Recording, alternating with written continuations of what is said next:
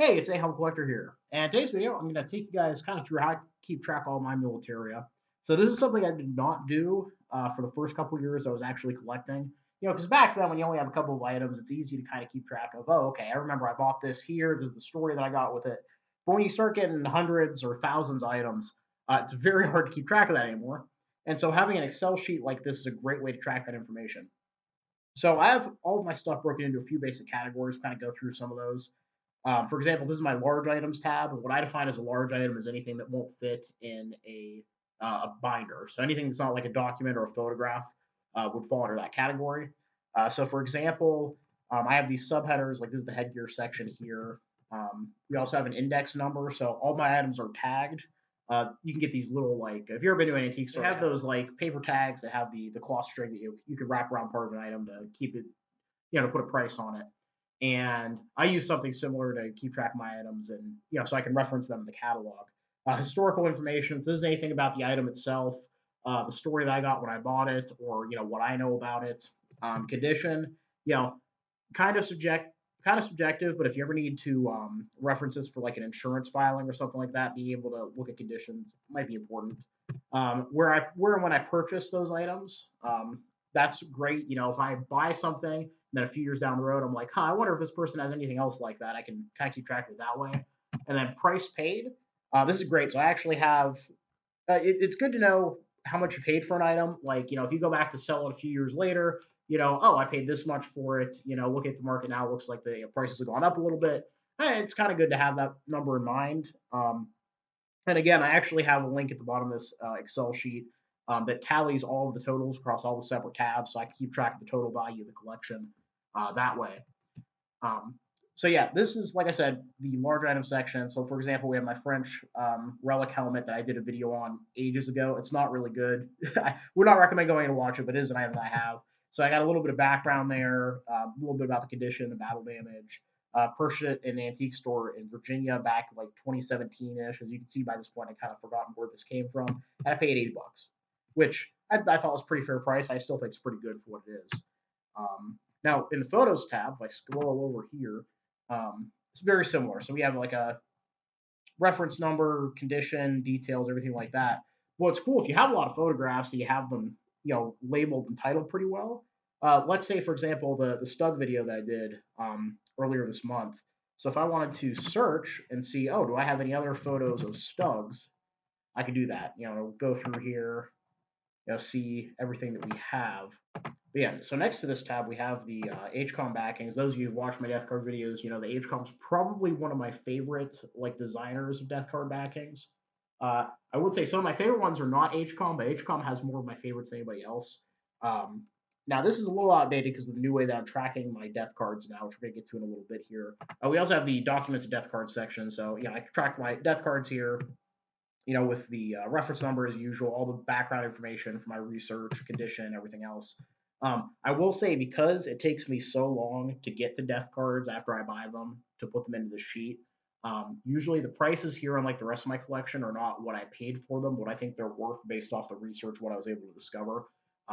So obviously you can set up your sheet if you don't have one, however you want to do it. I prefer to use as placed values or bought values just because those are static. If I buy an item now and then I don't put it in the catalog until 5 years later, and the market's gone crazy, that's not really good representation of what I paid versus what it's now worth. But might not matter to you all that much if you set something similar up. But these last few tabs are the ones I'm really excited to share with you guys. So again, death cards are probably what I'm most known for on this channel. And I started doing this a couple months back. You might have noticed like my videos started coming out with like, oh, I have other soldiers from this unit that I can point back to. And basically, what I wanted to do with this, I'm a data nerd. I work at a desk job. I do a lot of like data review things like that. Um, and I wanted to do something similar with my death cards. So we have all of the information I could possibly get off cards. Country of origin, hometown, first name, last name, birth date, occupation from before the war if it's listed. Family status here basically means anything like, if they're a brother, that means they have siblings. If they're an uncle, that means they have, nieces and nephews, that kind of stuff. So, that might be interesting from a family history perspective. Their branch of service, their rank, company, battery, ship, regiment, battalion, squadron, division, army, brigade, place of death, current country of death. Um, Soviet Union doesn't exist anymore, so usually for that stuff, I try to base it on where that location now is, the date of death, cause of death, their age at time of death. Is the cause of death listed on their card? Because that's something we occasionally see, but not super often. Is their unit listed on their card? Again, not something you usually see with World War II cards. Is there a photo on the card? If there is, what does the photo look like? Is it from the shoulder up, chest up? Is it just a headshot? Of course, we have what other medals are listed on the card. Were there any other family members in service that are mentioned? Were they a veteran of any campaigns as noted on their card? Where was the card printed? Who was the manufacturer of the card? If there is a manufacturer, what's the card number? Are there any print errors or other special things that I need to look at or might be worth referencing in the future? And with this, there's just so much you can do from like a data manipulation and research perspective. Um, for example, looking at the first entry here, which is Ludwig Troll, who was a member of Division Mindel. So I can actually go in here and search by Division Mindel, and boom, we can see that I have two other soldiers that served in Division Mindel. We have Georg Friedel and Heinrich Brauers. And what's cool about these two is they actually served in the same company and the same Feld Regiment, which is pretty interesting. And we can actually see, location, date of death. We can see how they died. So Ludwig was killed by a gunshot to the head, but the other two were killed by shrapnel, it looks like. The average age of the three of them is, if I look down at the bottom there, 25.3. And yeah, just a lot of really, really cool stuff from that regard. Now, you might notice that Heinrich here is actually listed as a shoe factory worker as his pre-war occupation. For those of you who maybe didn't see the community post I made a few months back, I bought this booklet, which is how do I want to describe it? It's like a memorial booklet from the Gustav Hoffmann shoe company. They're still around today, but they released this booklet in the early 50s.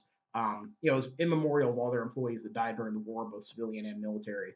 And I've been slowly going through that because I kind of want to have those videos ready for Stair Build September coming up in a few months, or 6 months now. And this is currently how far I'm through the book here.